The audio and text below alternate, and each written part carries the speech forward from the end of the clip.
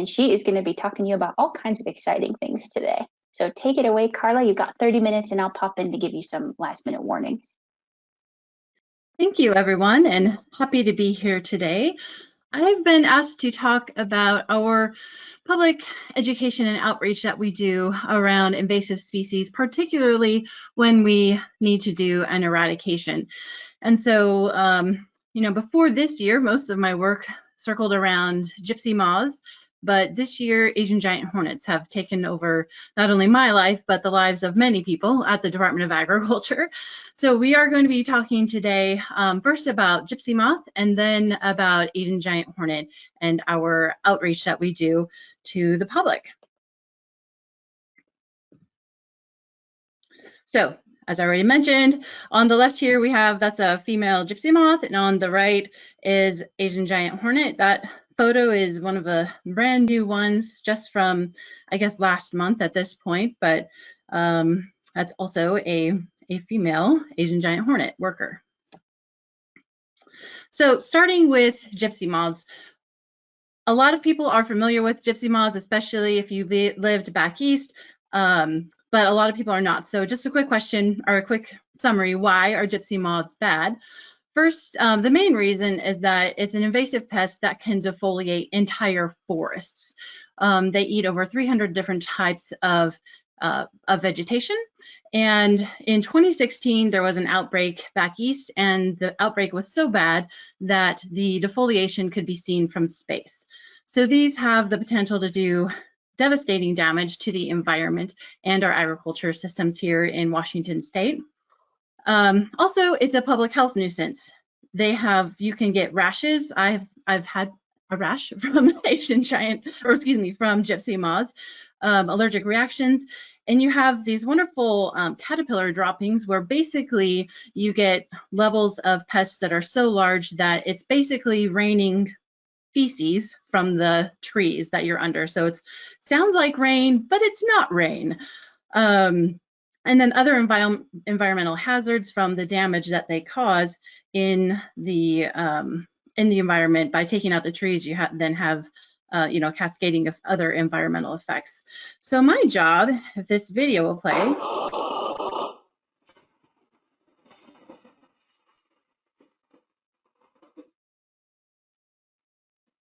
back when I was hired in 2015 to do gypsy moth outreach, is to convince people, especially in Western Washington, where most of our eradications take place, that having a plane flying over you, crop duster as most people like to call them, we call them aerial applicators, of course, spraying a BTK over you in Seattle or Tacoma or Renton, Linwood, anywhere, is actually a good idea. So as you can imagine, that's kind of a hard sell, especially here in Western Washington with people who are not familiar with that type of thing.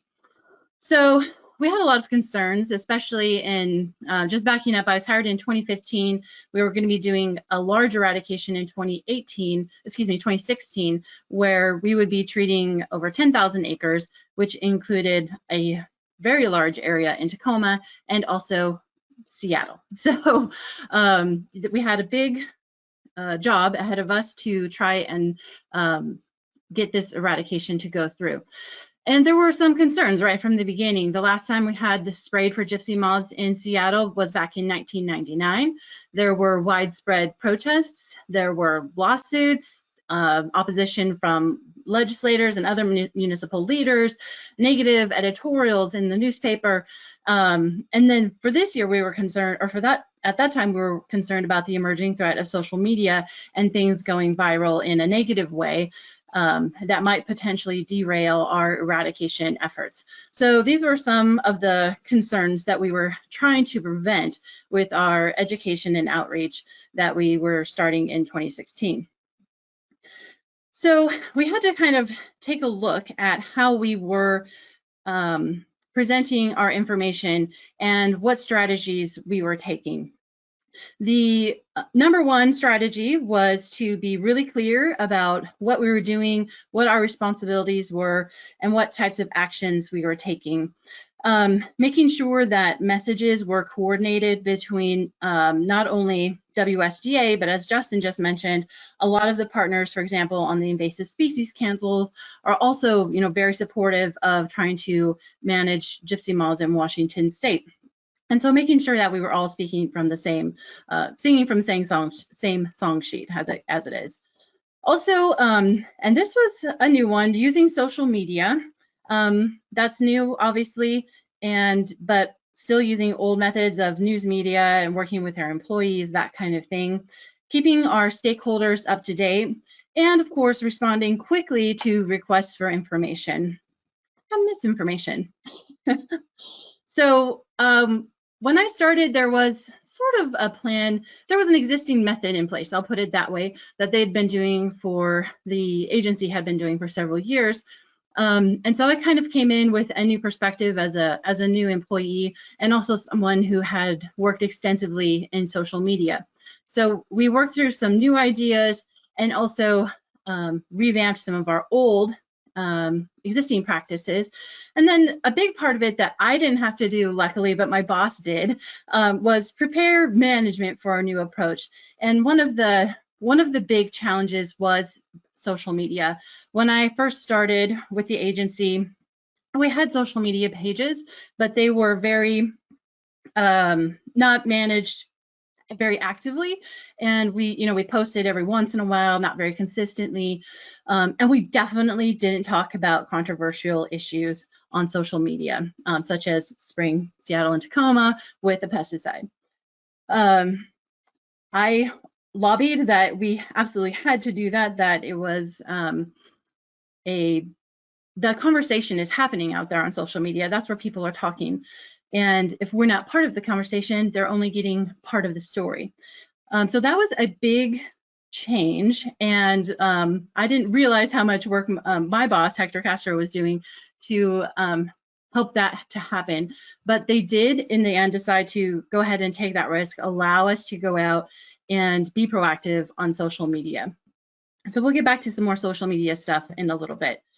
Some of our goals: make sure that there's widespread awareness of the Gypsy Moth project. So I think sometimes in government agencies, if we have, or really in personal life even, if we need to do something that may not be very popular, sometimes we try to, kind of get it in under the radar and try to draw as little attention as possible to it. However, flying over a metropolitan city in an airplane and spraying something is not something you can really hide. So we wanted to ensure from the beginning widespread awareness about what we were doing. Also, to that end, really helping people understand the threat that Gypsy moth poses to our state. And not only from the perspective of the Department of Agriculture, but the perspective of the people who are going to be in those eradication blocks, so that they can understand the threat that they have as well. Another issue that we had was responding to fake news, and I have a whole little slide on that. We had fake news before fake news was a thing.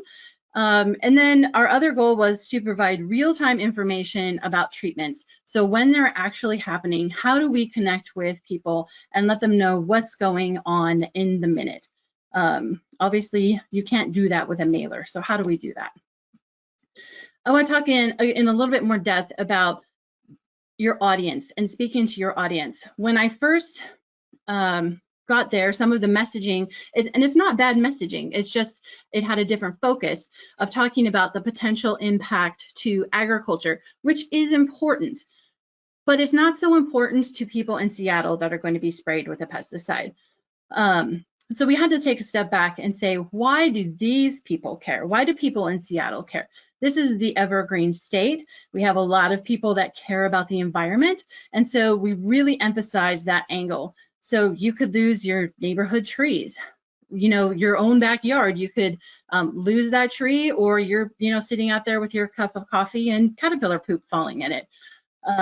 Cost to homeowners if they have to manage this themselves, as they do back east. Again, talking about that human health impact of caterpillars, where a lot of people are actually directly allergic and have human health impacts from the caterpillars themselves. and then risk to the environment on a larger scale, from your local parks to state parks and our national parks that we have here in Washington State that we're so proud of. We reduced the emphasis, and again, this is not eliminating it, but it's not our leading message to people in Seattle about the economic impacts to agriculture, the export impacts to agriculture. These are still important messages to particular audiences, but not the main audience that we were targeting in Seattle and Tacoma, for example. Again, gypsy moth's a high risk threat to the environment. We spoke specifically about the products we're using, BTK. It's approved for organic agriculture and safe for humans, pets, and bees. A lot of people, when we said it's organic, they're like, oh, okay, no problem then. Reminding people that WSDA has been safely and effectively eradicating the pest over 4 decades, and letting people know that we wanted to hear from them. What did they have to say? What are their ideas? What are their thoughts? We wanted people to really felt heard. Even though we have, we've been doing this for 4 decades, we have a really good idea of what we're doing, but we want to give people the opportunity to be heard. One of our key messages the next year became BTK will stick to your car and outdoor surfaces, because after everything was said and done in 2016, when we sprayed 10,000 acres and, I don't know, hundreds of thousands of people, the #1 complaint is that we didn't tell people that BTK was going to stick to their car and they'd have to wash their car. So now that's part of our key messaging that people should know. BTK is going to stick to your car and it just washes off. Don't worry about it. No, we're not paying for your car wash.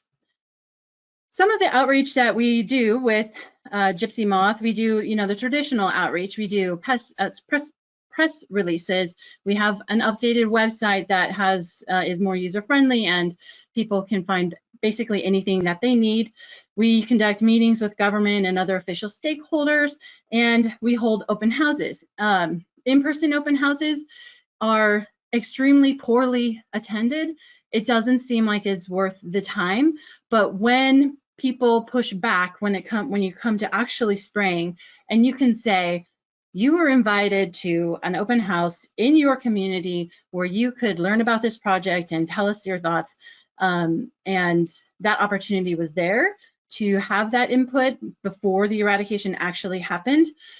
It cuts through a lot of issues that we've had. So we continue to do them in person, even though they're never well attended. But we also did some new types of outreach. One, we started sending postcards. In the past, we had sent, typical government letters, looks like a bulk mailing. Most people like me throw them in the trash before even opening them. It's clearly just a bulk thing. So we changed that. There's no envelope to open. They're brightly colored. They're hopefully will catch your attention. At least you might take a look at it before you toss it in the trash. They seem to have been very effective. In 2016, we did 5 separate mailings to over 38,000 addresses, and people did read them. They would call us. We would get, bumps and calls and emails and questions when our postcards would go out. Also, this was definitely new. We started using some friendly graphics to help explain Gypsy Moth. I have Asian Giant Hornet on the brain if you can't tell. But so we have our 13 reasons to unfriend the Gypsy Moth infographic, and that was also incorporated into a new educational video that we did. When I started, they had an educational video, but it's from 1992, and it started out saying, meet the monster, dun dun dun, with this scary music. And I immediately started laughing hysterically and said, okay, it's time to update this video. So we now have a new video. It's kind of long, but it's like 10 minutes, which is long for, watching a video online. Normally I would show it, or a part of it, but have limited time today. But you can watch that video on our YouTube channel. WSDA GOV is our YouTube username. So go there, and all things Gypsy Moth and Asian Giant Hornet and all of that are there. So all of that was incorporated, and I knew this was successful when we had one of our open houses and someone brought their children with them. they sat down and watched a video and then came up to me drawing pictures of the bad gypsy moth caterpillar and was telling me why it was bad. It's like, yeah, if I can get a little child to understand why gypsy moths are bad and why we're doing what we're doing, that's a major success. Other new outreach tools that we use, we have a Gypsy Moth listserv, which is a email group where people can sign up and get information ongoing about the project as we have new developments, and also get information about when we are conducting treatments. Also robocall and text messaging to let people know when treatments are happening. Because they are so weather dependent, we usually don't know at most like 2 days in advance that we're planning to spray, and then early in the morning, it still can be a roll of the dice depending upon whether there's fog, etc. So having that way to connect with people with the robocalls and the text messaging to let them know on short notice has been really effective. We also do virtual open houses, just like this meeting that we're having today. For people that couldn't make an in-person open house, we basically have the same thing available online. And those have been really popular and by far our most well-attended open house, because hundreds of people have viewed it by the time that eradications actually take place, compared to maybe a dozen people that show up for our in-person open houses. A new thing that we've started doing is an eradication Facebook group, and this is a limited duration Facebook group that people can join and get notifications about what's happening with the Gypsy Moth project, as well as when treatments are happening. And then another sort of lesson learned, we stole this one from Oregon, where they had put out basically like election type signs that are in areas of parks where people might go for a run. So for example, so if people might live outside of a treatment area, but they would go to a park that's in the treatment area and go for a run, this would help get them notification as well. So I said I was going to talk more about social media. I'm all about the social media when it comes to communicating with the public. And it was a scary proposition for the agency to go out and say on social media that we are planning to spray Seattle and Tacoma with a pesticide, and here's why. But we did it. Some of the things that we did, we started some proactive stuff. So we had hashtag Gypsy Moth Monday, where every Monday we would put out just little bite-sized pieces of information about gypsy moths. We did blogs. We had, again, our Facebook group info where we were pushing information. And then we had a lot of responsive work that my boss didn't know I was doing, I think, until right up to eradication. But I would monitor for the term gypsy moth on Facebook and would go in and comment, not on like people's personal pages that posted, but if it was a news story, for example, and they ran a story about our gypsy moth eradication, I would go in there and comment on or respond to the comments that people were making about that story. This was really useful because, as you can imagine, especially at that time, not a lot of people were following the Washington State Department of Agriculture Facebook page, so their chances of them seeing what we posted was not good, fairly minimal, even though we did some paid promotion. But a lot of people are seeing the stories that the news are putting out, so we would go in there and respond to those questions, and I'll have a couple of examples of that later. We'd like and share positive posts that we saw about our project. There are people that were very supportive, especially people who have lived with gypsy moth in other areas of the country. So helping to kind of like and boost their posts is really beneficial. And then actually responding to people who have genuine questions or criticism of the potential project. And then again, we were using the real-time Twitter and Facebook updates. I mentioned the fake news before. So our approach was going along swimmingly. We're doing, really well for what we would expect on social media, with getting the news out there, getting some pushback, but responding to that proactively. And then something happened.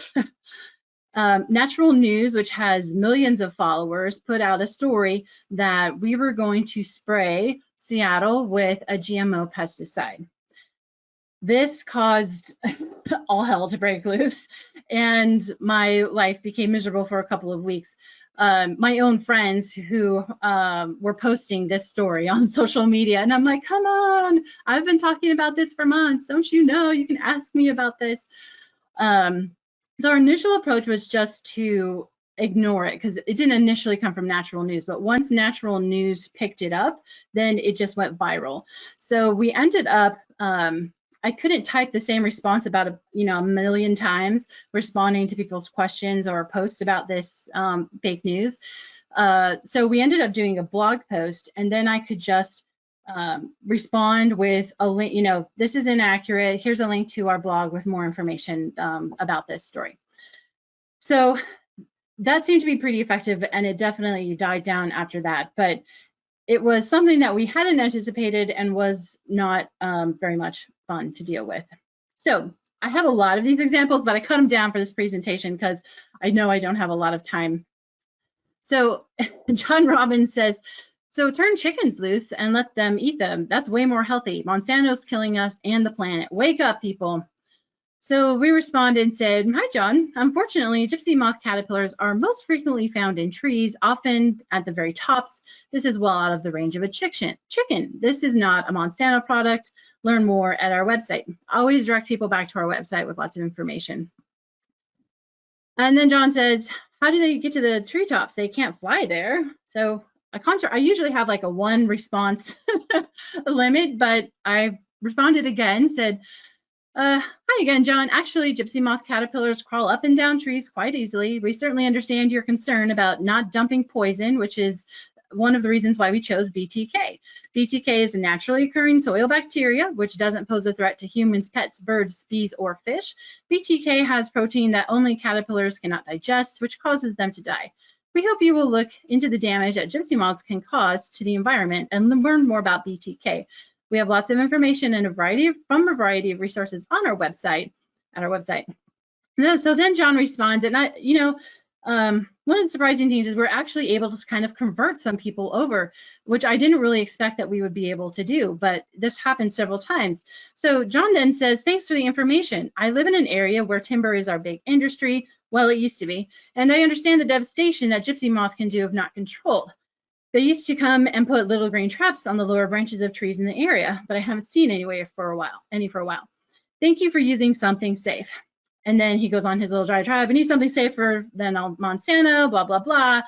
And government's killing us and doesn't care. But at this point, that's not my argument, right? All I want to do is get him to be like, okay, I'm good with BTK. We succeeded with that. And we let him think whatever he wants about the other issues. Another example, Catherine says, isn't it going to kill other moths like the food birds and bats need, the pollinators of the night? Something's wrong here. So I responded and said, thanks for the question. It will not kill adult moths and butterflies, but it may impact their caterpillars if they are feeding at the same time as the gypsy moth. This is a short-term impact as they will repopulate from outside the treatment areas. Without treatment, the gypsy moths would displace our native moths and butterflies. Learn more about the gypsy moth on our website. And she says, oh, well, thank you. It's a bit concerning. I understand gypsy moths are invasive. I just hope this works the way it's intended and doesn't cause too much damage to the others. Again, violating my one response rule, I said, we chose this product because it has been used for decades and has been proven safe and effective. We've been trapping and treating gypsy moths for over 40 years, preventing them from getting a foothold here. And then Catherine says, wow, okay then, take it away, guys. Here's a Twitter example. So this was after we started treating in Seattle, and Alyssa says, did not know they would be spraying for gypsy moths this morning. Woke up thinking a plane was about to crash into the room.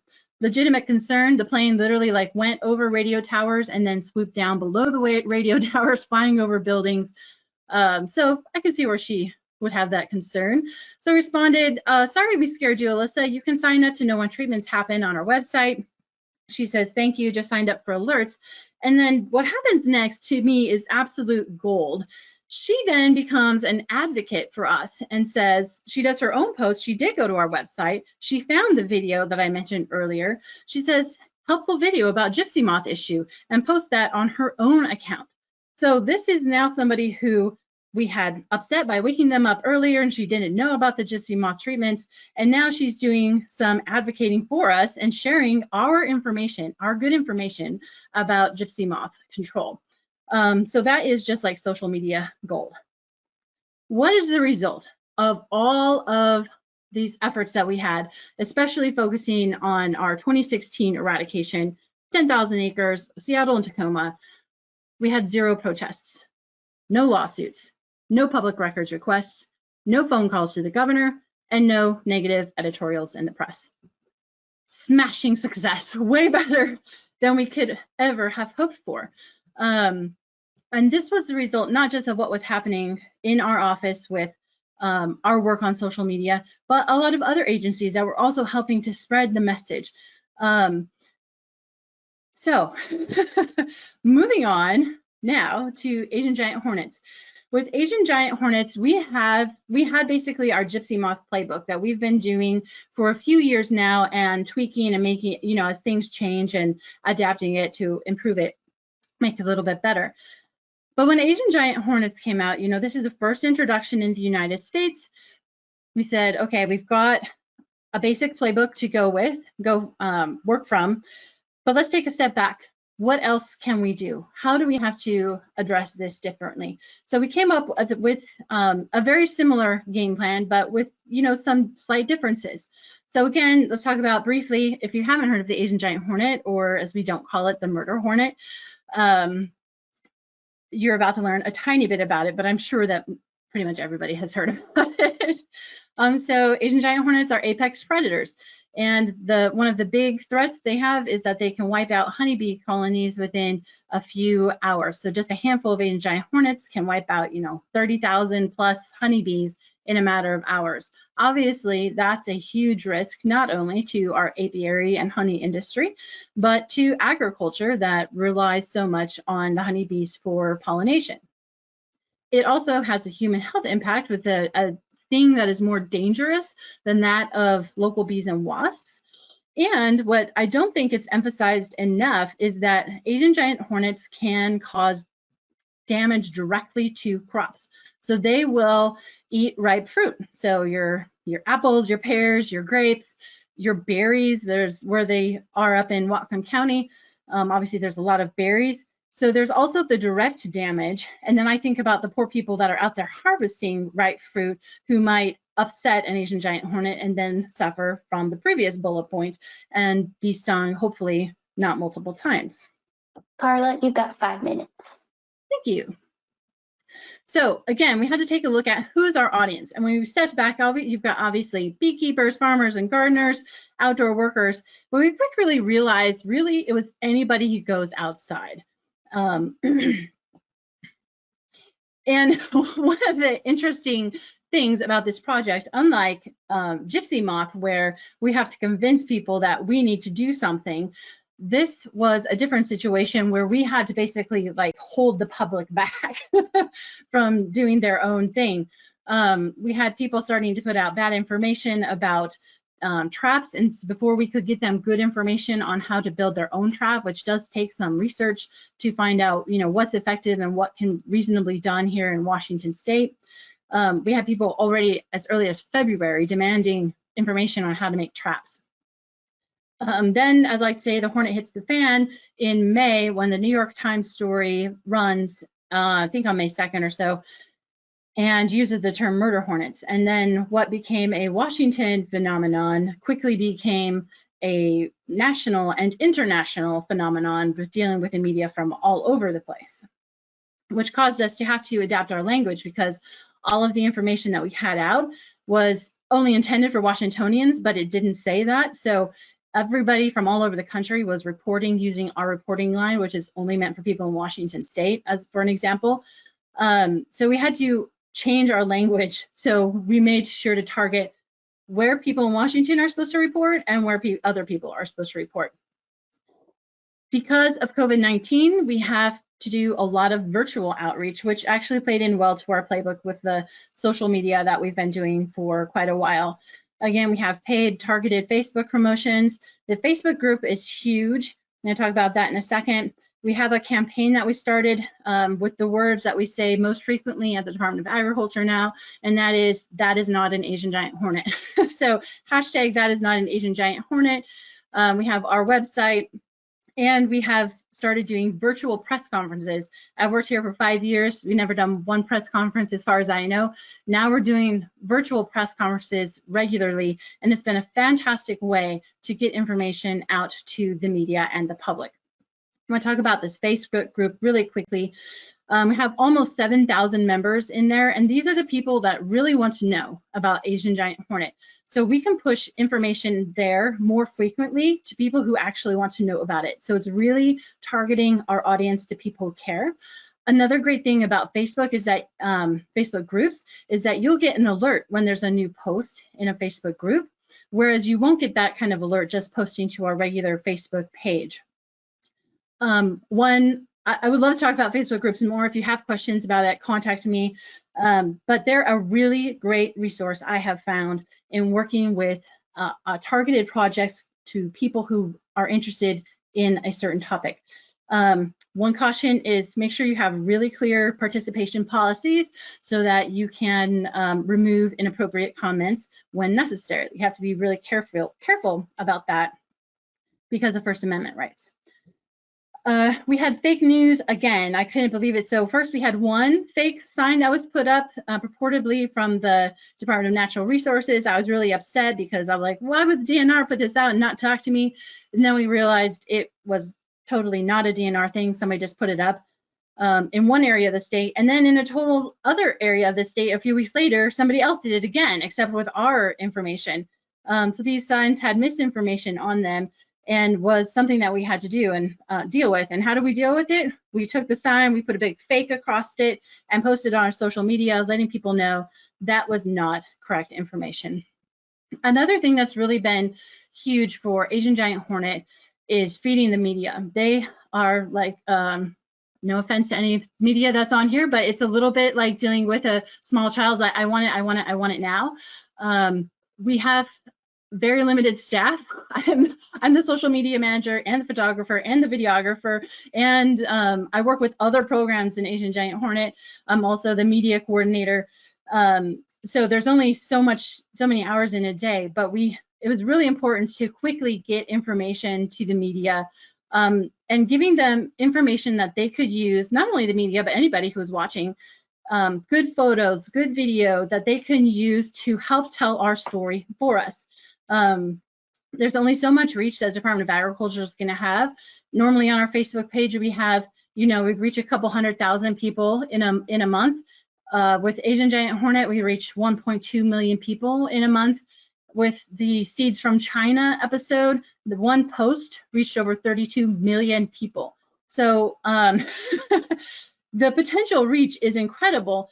And you only help yourself and help others by providing that good information, by doing the virtual press conferences, by giving them good photos and videos that they can use to help tell the story. So that when news stories tell the story, if they have visuals, they're going to be more likely to run the story, first off. And when they do run it, their story is going to have more reach as opposed to something that's just, a paragraph in the paper. So a couple tips there. Okay, getting close to the end. Top 3 tips. Share as much information as early as you can. Be as transparent as possible and get that information out as quickly as possible. This is really going to help you build trust with the public that you are telling them the truth. And we even did that with Asian giant hornet. Try 1 and try 2 of tag and track the hornets back to the nest did not work. And we did press conferences on each one of those. And I can tell you, it's not easy to get up in front of the press and say, well, we tried something and it didn't work, especially when the whole world is watching you. But we got so much positive feedback from people saying, thank you for being transparent. Thank you for sharing this information. Next, be active and responsive on social media. I know this is a real challenge for especially smaller organizations, but it has such a benefit that if there's any way, and by the way, this is not like I hire somebody out of college to, be the intern to, try and boost our social media stuff.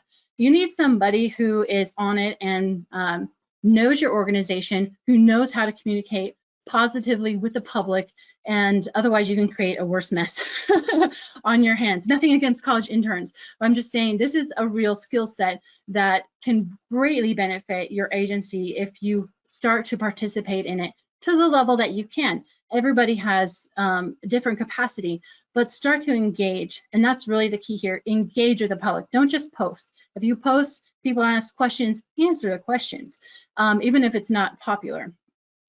And then my final thing is let the public especially, into your world and allow them to be part of and tell your story. So, you know, our quote unquote moon suits that we have here, our Asian giant hornet suits, hugely popular. I mean, we had people doing Halloween costumes and that kind of thing. It looks totally silly.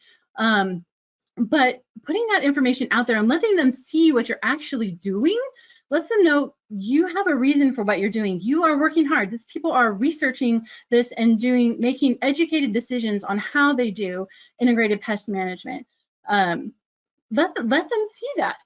It will really benefit you in the end. People will feel invested in what you are doing, like they have been, especially with Asian giant hornet. And just one last shout out. I know Asian giant hornet has sort of, you know, taken over the world this this year.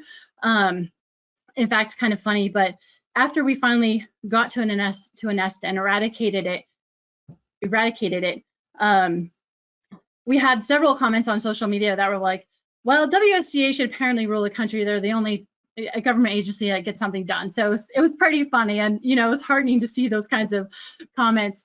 But even though Asian giant hornets has taken over, you know, the lives of many of us at WSDA this year, I have also noticed that there's greater awareness around all invasive species, especially, you know, looking back to that seeds from China thing. People were getting that you could introduce invasive weeds, you could introduce pests on those seeds that are coming over. We're getting more and more people reporting things, asking, what is this? Should it be here? Just from the Department of Agriculture. So I assume that it's going to transfer to other people as well. There's a greater awareness of invasive species right now in the American consciousness, and I would take advantage of that if I were you. My contact information is down below. Feel free to contact me, and of course, follow us on social media. Thanks.